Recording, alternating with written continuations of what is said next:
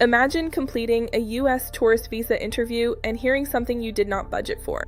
The officer finds you otherwise eligible, but before the visa can be issued, you must post a bond of $5,000, $10,000, or $15,000.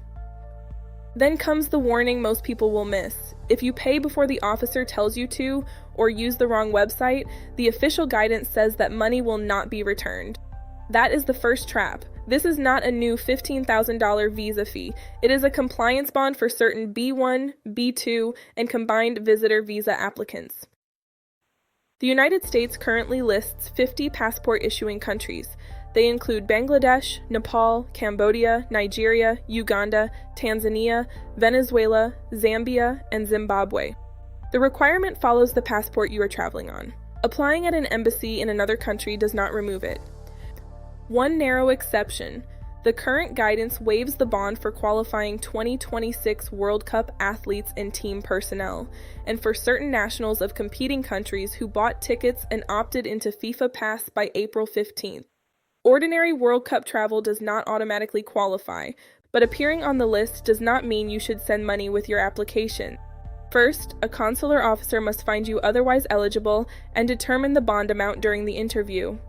Only then should you complete Form I-352 and use the direct Pay.gov link supplied through the official process. No instruction, no payment, no third-party website. Now comes the refund question.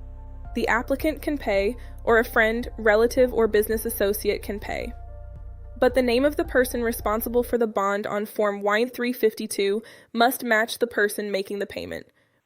If the bond conditions are satisfied, the refund goes to that person, not automatically to the traveler.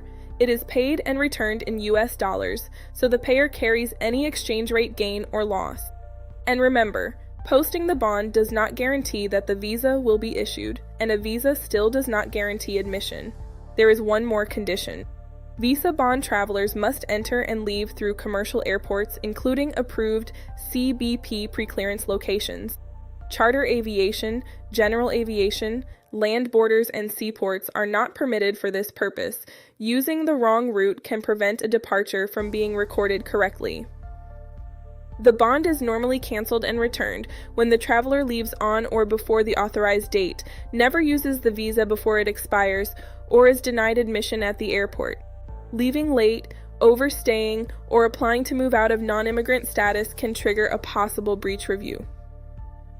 So make 4 checks, confirm your passport is on the current official list, wait for direct consular instructions, make sure the payer and named obliger match, and plan both entry and exit through permitted commercial airports. $15,000 is not an approval fee.